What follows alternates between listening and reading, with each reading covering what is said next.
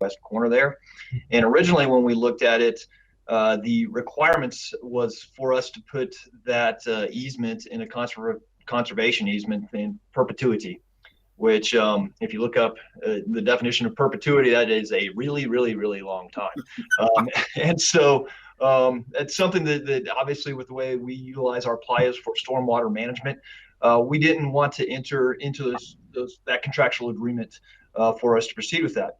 But we've continued to work on it, and Christopher has found these Pittman-Robertson funds. And so we are currently working, like I said, with the Department of Game and Fish to develop a MOU or an MOA on what potential restrictions would be placed on the playa if we did move forward. And so I think it's something that the city of Clovis could work and continue to work with them on. I think that this arrangement is a much better situation for us because mainly we just need to maintain the properties of the playa and try to protect the work that's going to be completed, which 100% makes sense.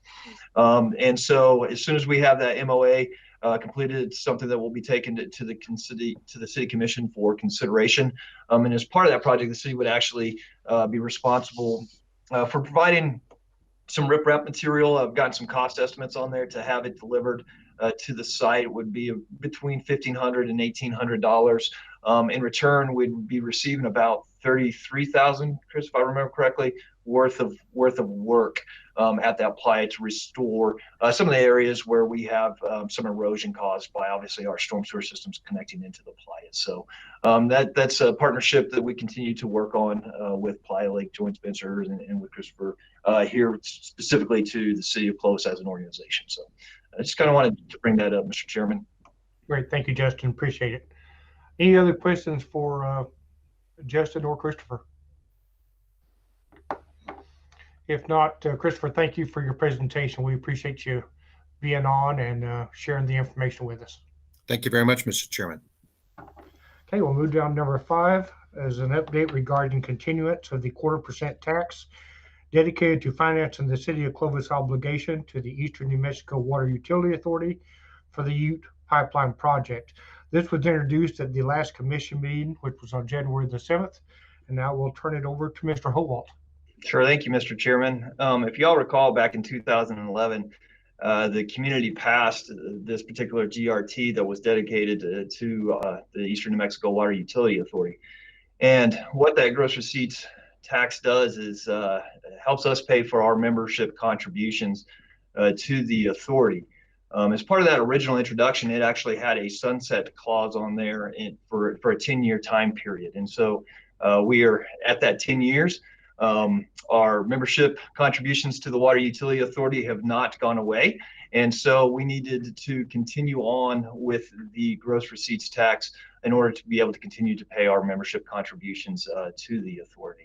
And so as Commissioner Bryant mentioned, the tax was reintroduced at the last city commission meeting and will be up for adoption within 30 days following the introduction of the ordinance itself. So that'll be coming back in front of the city commission meeting in February. The tax is 100% dedicated to only expenditures towards the Water Utility Authority. Our current member contributions are around $1.6 million, and based off of the Water Utility Authority's finance plan, they're expected to increase to about $1.8 million, a little bit over $1.8 million, and then continue to go up from that point in about 10 years. And so what we've done is, yes, the current tax generates about $1.8 million. And so we do have some reserves built up in those funds. However, at some point in time, the tax may not generate enough to cover our membership contributions. So then we'd be able to utilize the reserves that we have within that fund to continue to make our member contributions.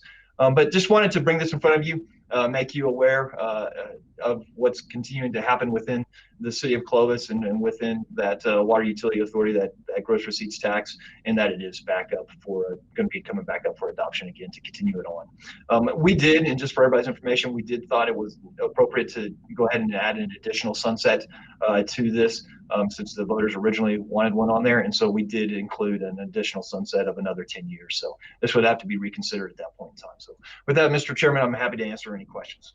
Thank you, Justin. Any questions for Mr. Howalt?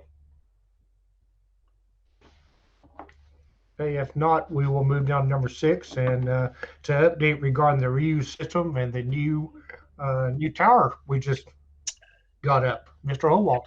Thank you, Mr. Chairman, Commissioner Bryant. And we have continued to work on the effluent reuse project. If you haven't had the opportunity to drive down 21st Street west of Thornton, I encourage you to do so. The tower is not complete. However, it is up, and you can see the elevated storage tank portion of the tower has, with the proud display of the power cat for pointing towards the high school. So I've had lots of questions regarding why didn't you face the Wildcat towards the softball field? Well, if it was facing towards the softball field, not the entire community wouldn't see it. So if you look at it, it's actually, we tried to point it towards the high school, which is in the southeast direction, and I think it opens it up for a majority of our community to be able to see. As far as progress on the construction of the tank, Landmark Contractors is the one that's actually constructing it. They have a little bit of welding still to complete. They'll be turning it back over to K Barnett on the 14th, so here in the next couple of days. And then K Barnett will start to work on some of the interior piping on the facility, the piping network that would actually get the water up into the tower itself, as well as a chlorination room that's located on the interior portion of the pedestal, the concrete portion of the tank that you see. They'll wrap that up. Landmark Contractors is actually demobilizing from the state or for winter break. And then they will be back in March time period. There still is some interior painting that has to be completed. Some doors need to be placed, but you have to have certain air temperatures in order to do the painting. And so that's why they are taking a winter break. The estimated completion time for the tank itself is the end of April, beginning of May time period, which is actually way ahead of schedule.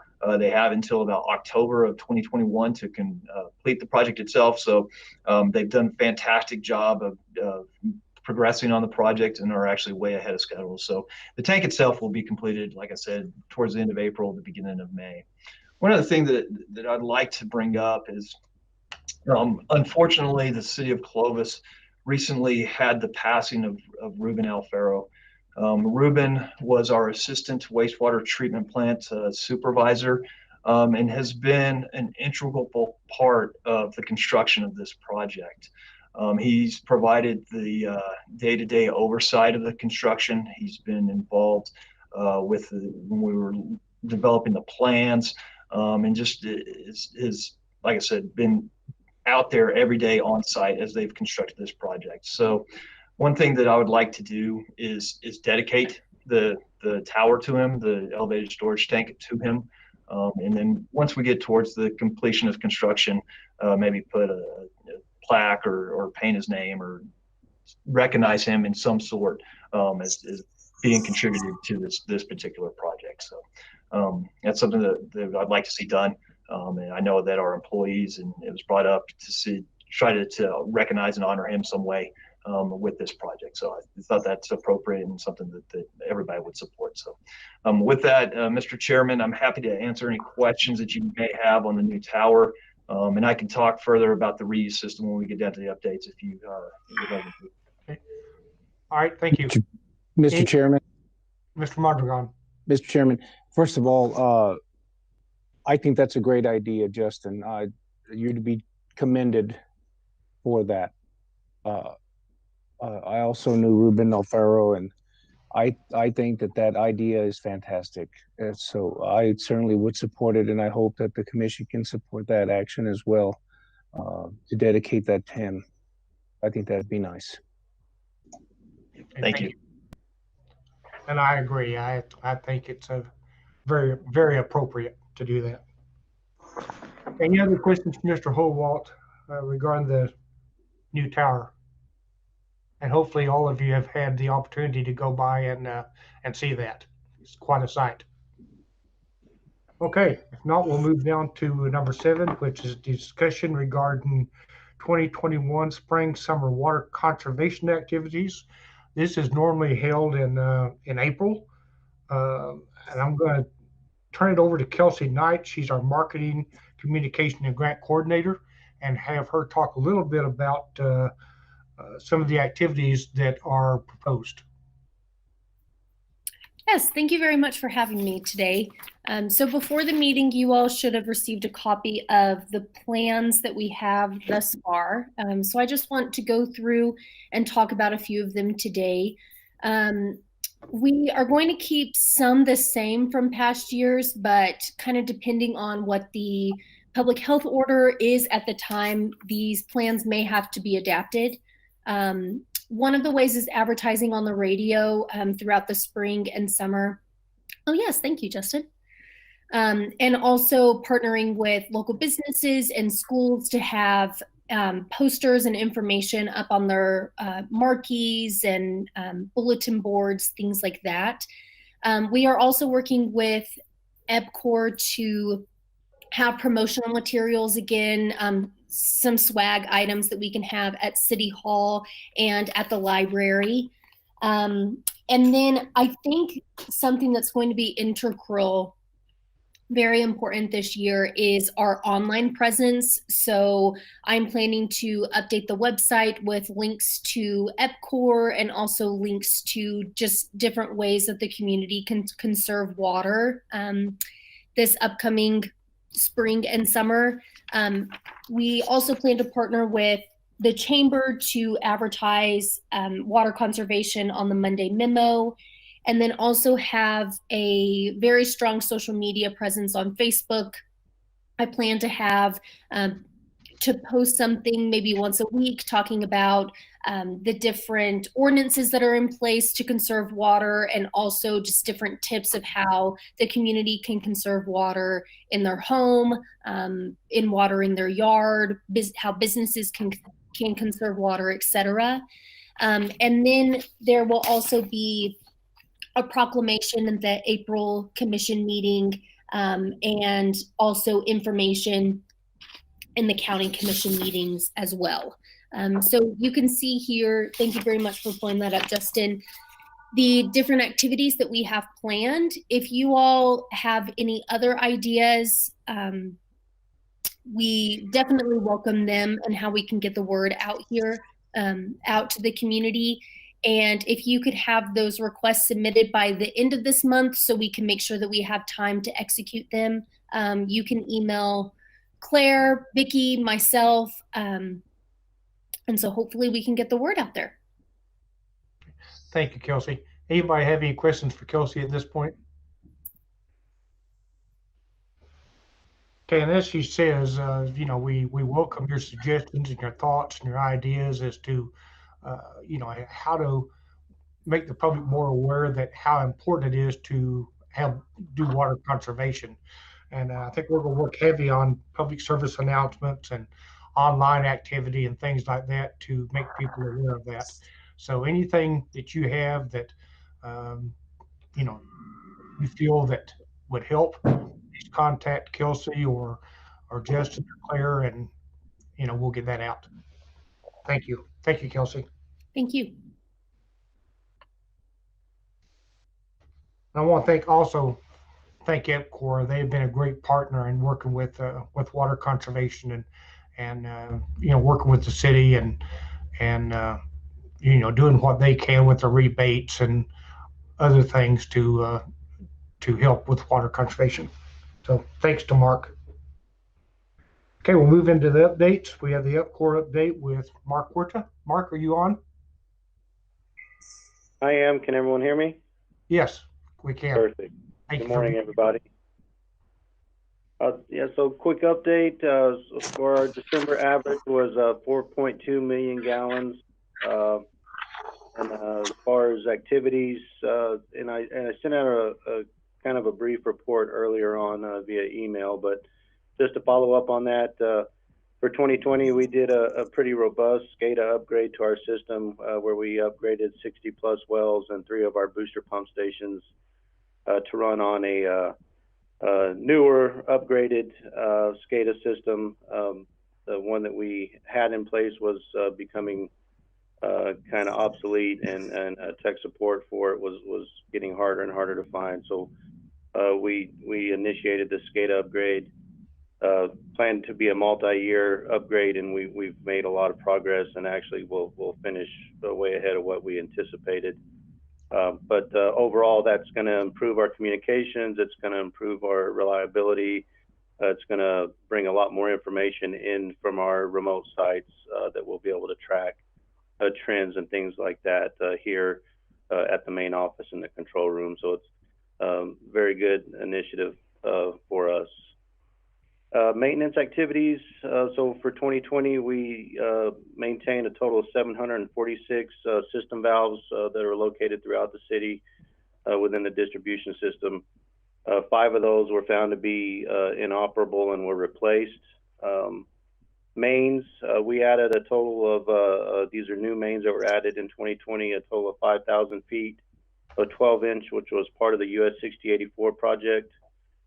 We added a total of 1,200 feet of 8-inch, which was part of the new Hampton Inn and Home 2 Suites that's going up there on North Prince.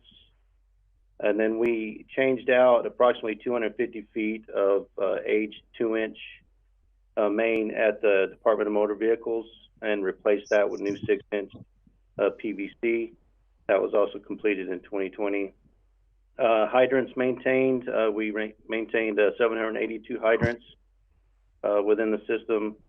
3 of them were found to be inoperable and were replaced. New hydrants, so new infill hydrants that were installed we installed a total of 8. 6 of those were part of that US 6084 project, so they're along US 6084 between Wheaton and Industrial Drive there, and then 2 of them were part of the Hampton Inn and Home 2 Suites line extension. Upcoming projects, we do have a pretty large project starting this month. Actually, J&H Services will be the contractor on that, and they're scheduled to start the 18th. And that's what we're calling our Sandia to North 40 project, where we'll be installing a new transmission line from our current Sandia high tank located on Eccles and Lohr. And that's going to run all the way to our North 40 pump station there by Green Acres Lake. And what that's going to do is allow us to take the wells that currently go to the Sandia high tank and divert those to North 40. That's going to add additional water to that pump station, make it a more viable pump station for us, and will allow us at some time in the future to actually remove that Sandia high tank in the pump station there. It's one of our older sites and is no longer, it's beyond its service life and is no longer needed. So that's going to bring more water into North 40, which will help with that. So that's pretty much it for my update. And with that, I'll be happy to answer any questions.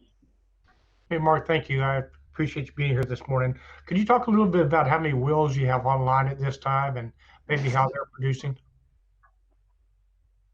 So currently we have, I think, in the neighborhood of about 64 wells that are online, and we're currently able to pump 10.8 million gallons a day with all of those wells. So again, we've got wells that will produce anywhere from all the way down to 20 gallons a minute up to, 350, 400 gallons a minute. Okay. All right. Thank you, Mark. Any questions for Mark Orta? Mr. Chairman, yes. That seems like a reduction in wells that you had previously. 64 is what you said? I thought we were at 70, 80 number.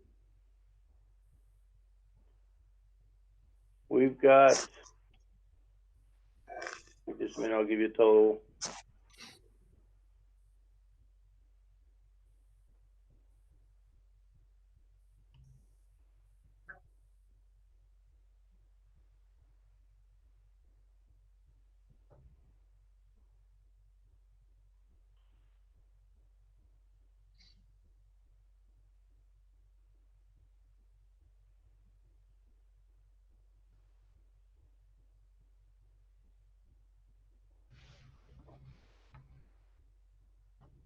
And Mark, I thought last year when we talked about this, you had something like 71, and you took. So Yeah, so we have 64 that are company-owned wells, but then if you add in our lease wells, which we have 11 Okay. lease wells.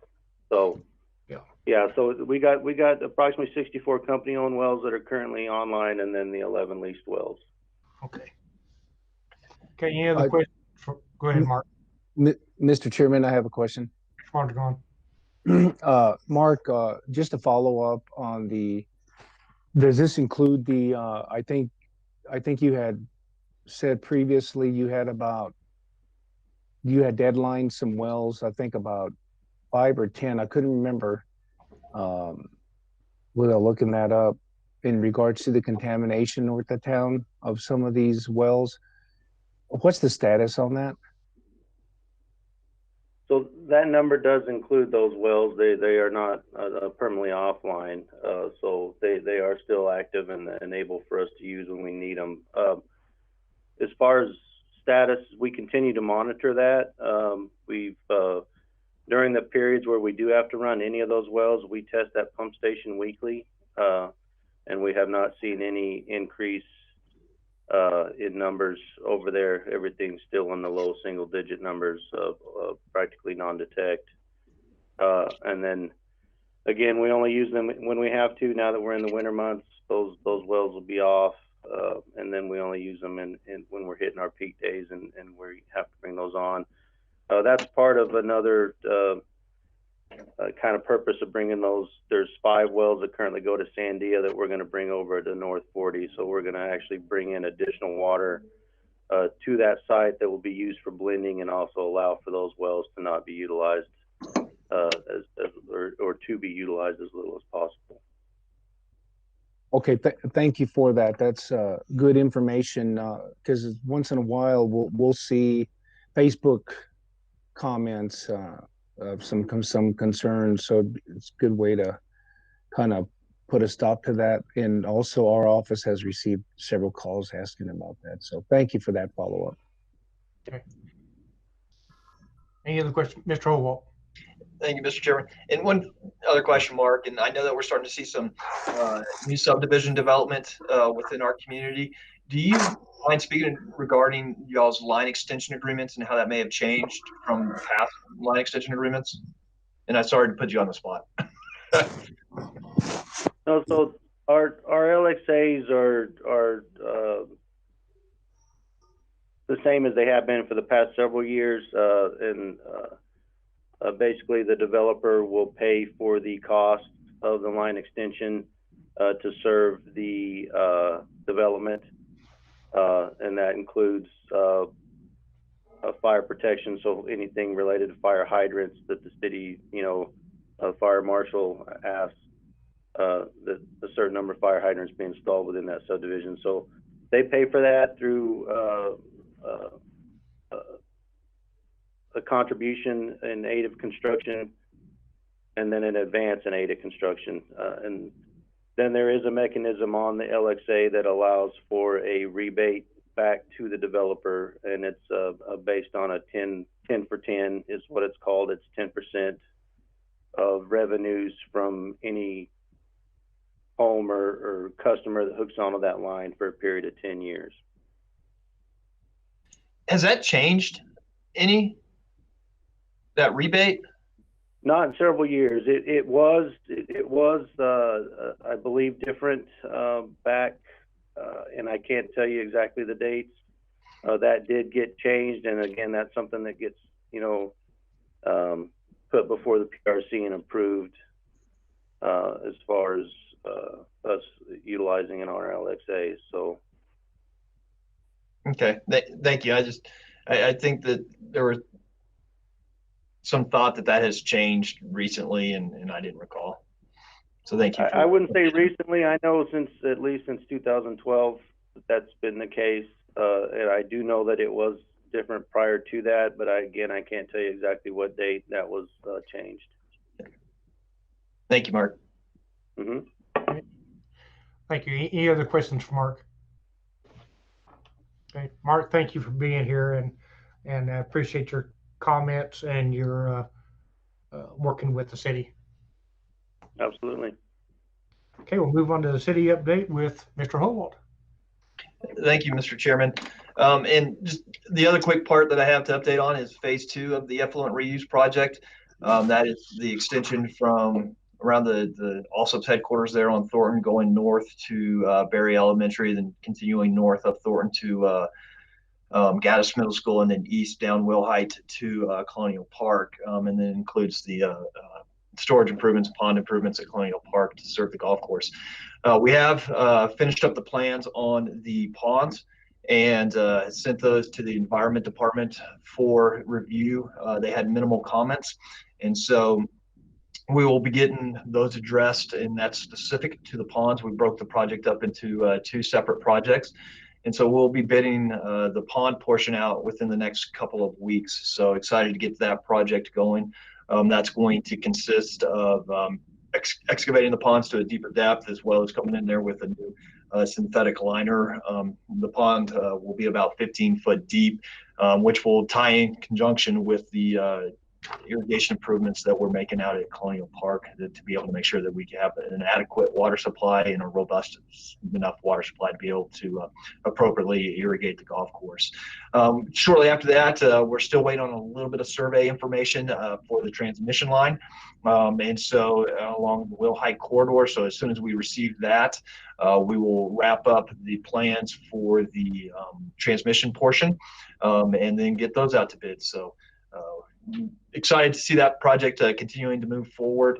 Once we are completed with this particular phase, we'll actually have the infrastructure in to all of the end user locations to be able to get there. Throughout the years, we obviously have had bid alternates built into the plans, and based off of funding, we haven't been able to award all of the bid alternates. So we'll have to go back and see about how much estimated work we have remaining to get to all the end users once we wrap up this portion of the project. But then I'm happy to stand for any questions that you may have, Mr. Chairman. Thank you. Any questions for Mr. Howald? Justin, just a question. This is Ray. On the deeper that you go with that, is there going to be security fencing and signage around those, or no? Yeah, so the way we design it is actually we keep a flatter slope to a certain 2 feet. I'm sitting here using my hands as if everybody can see me, to 2 feet below the normal water level depth. And then we steepen those slopes. And the reason we do that is if somebody does fall into the pond, we want a flat enough slope to where that water's edge is, to where they could to be able to crawl out. Below the water level, it makes no difference what those slopes are. And so that's why we steepen them up at that point. There will be, so no, we don't have security fencing going around them because we do have slopes that are per industry standards are safe. And then we will have signage as required with all of our reuse water on the sites, letting folks know that it's being irrigated with reuse water. Thank you. That was my only concern. Thank you. Okay, any other questions? Nope. Okay, thank you, Justin. Okay, Eastern New Mexico Water Utility Authority with our Executive Director, Mr. Orlando Ortega. Orlando, are you on? Yes, sir. Thank you, Mr. Chairman, members of the committee. Can you hear me okay? Yes, we can. Great. I submitted a presentation to your staff, and I'm hoping that they can put that up. Yes, it's available. Okay, can you see it now? Yes, we can. Okay, if we go on to the page 2, it talks a little bit about our Finnish Water 2 project. As you know, this project has been underway for about a year and a half. The project was completed 100% as of October of 2020.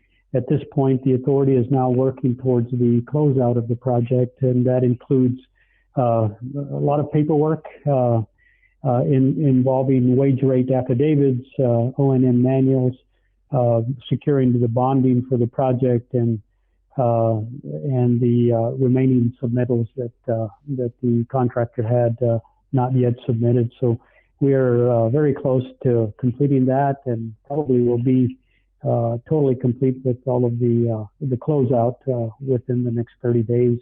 The project has gone very well, and nothing significant as far as issues. Of course, always minor issues throughout any project, but all went well. And we actually ended a little bit under budget, about a little over $1 million under budget. So we're very happy with this project and glad to have it completed. The next slide are just photos of that project. You probably have seen some of these, but we certainly like to kind of show everyone what these construction projects look like as they progress. I'm on slide 9 now. Slide 10. If you'll take a look at that, just want to show some examples of the finished product. Once the pipeline is in place, we do restoration of the property, of all of the properties that we affect. And this vault area here is Cannon Air Force Base.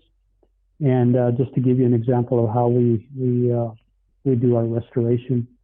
Another vault location on the next slide.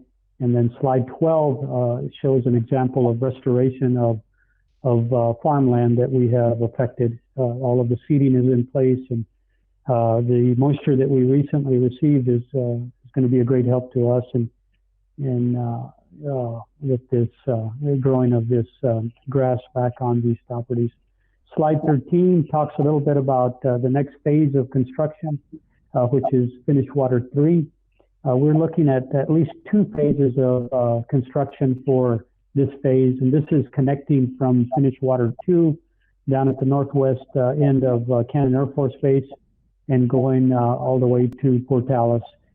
This project is about 16.8 miles of 20-inch PVC and ductile iron pipe.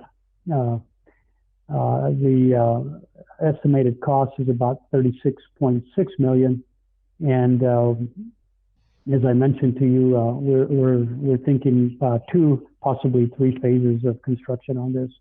We are currently working on bid documents to go out to bid on the first phase of the project, which we feel we have enough funds to complete about 2/3 of the project. So things are looking real good, and we hope to go out to bid about mid-February, and that's still on schedule. The next slide, slide 14, shows the funding that we have secured for this next phase of construction. As you can see, we have about a little over $25.5 million to go towards this phase. And you can see the breakdown there, $14,750,000 from the USDR federal funding. We have some Water Trust Board awards, some state capital outlay, which the governor was gracious to provide $1 million towards this project, and then local funds that will go towards the project.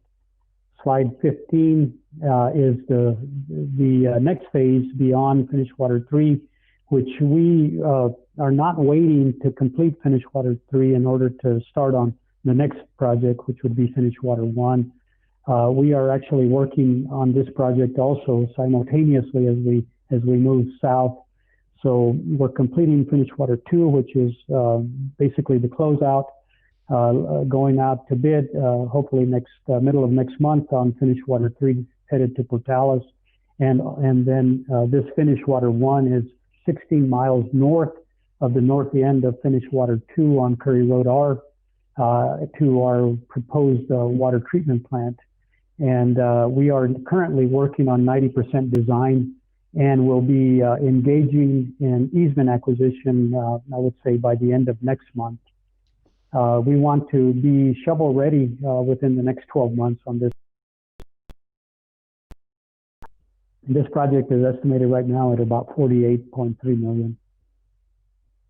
The project and on the next slide is slide 16, which is the Texaco lateral. And we also began on this project the first of the fiscal year, and we're currently working to identify the best option for the Texaco lateral alignment. We are about to complete with this planning phase, and as you can see on these bullet points, these are the work that we're doing on it, doing some desktop environmental doing some high-level cost estimates and determining which one of three options that we have identified. And we hope to have this complete, I'd say, within 12 months, but we'll be way ahead of schedule on this. I would say within the next 3 to 6 months, we will be ready for the design phase on this project. Next slide is slide 17. And this is budgeted authority funds for fiscal year 2021 on all of the projects that I've described to you. And the authority just in this fiscal year has committed a little over $3.5 million towards projects. Next slide is slide 18, and that's pretty much it on construction projects. As some of our board members, Mr. Chairman, as a board member, secretary of the authority, you know all of the activity that goes on with the authority that include reporting to federal and state. We just completed our state audit. We recently have done some updates to the intake facility and trying to improve that and stay up with the intake facility and keeping it in good condition there. Just stay very busy with all of the activities that we have going on. I'm open to questions. Okay. Any questions for Mr. Ortega? Okay. Mr. Chairman, yes, I do have. Okay. Orlando, in working with the DOR and with the current change coming up, do you see any folks that there's going to be major changes in that area where I know you get some of your money and your contacts there in Washington, D.C.? Yes, as you know, 75% of this project is funded by the federal government, and it funnels through and managed by the Bureau of Reclamation. We, as the authority, are in constant contact. In fact, I just met with them yesterday, but we're in regular contact, weekly contact with either the Albuquerque office or the Salt Lake office or the DC office, and working on strategy to have funding for the next fiscal year.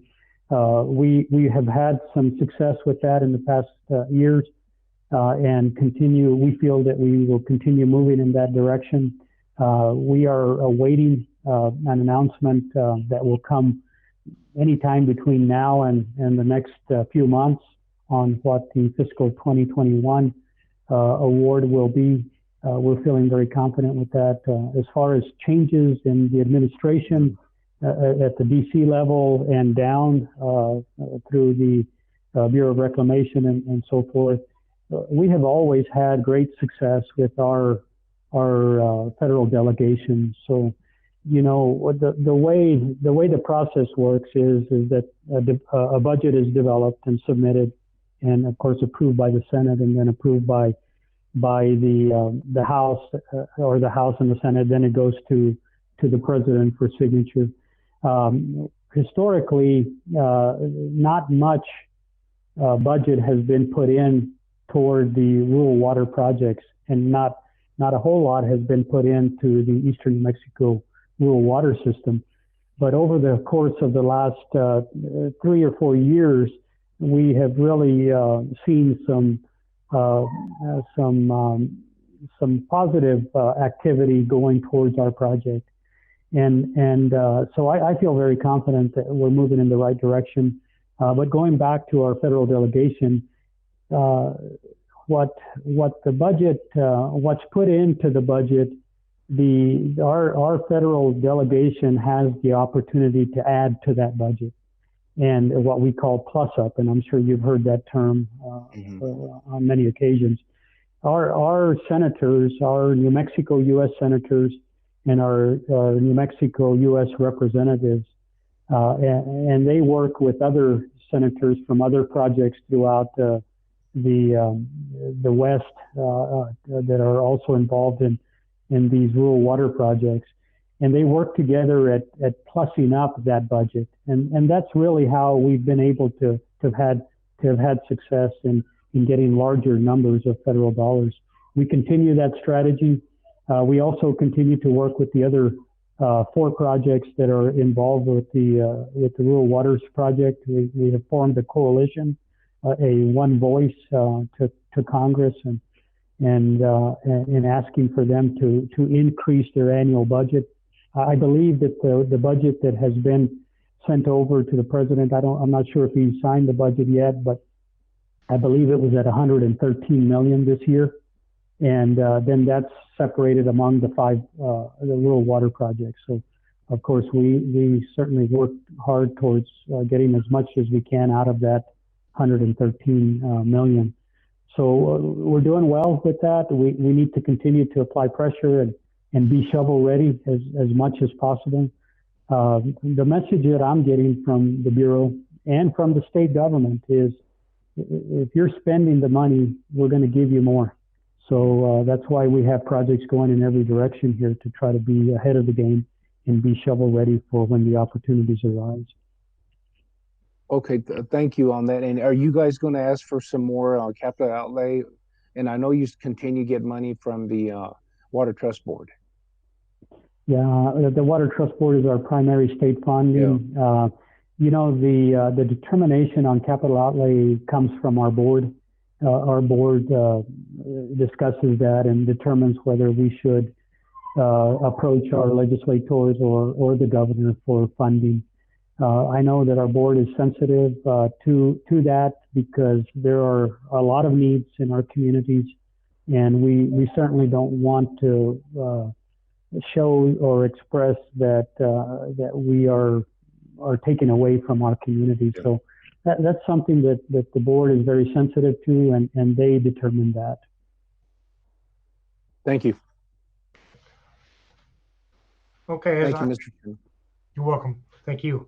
I think as everybody can see that, you know, we're moving forward with this project, and we'll continue to keep you updated on kind of where it's at and what's going on with it. As Mr. Ortega said, you know, 75% comes from the federal government, 15% comes from the state, and 10% come from the member communities.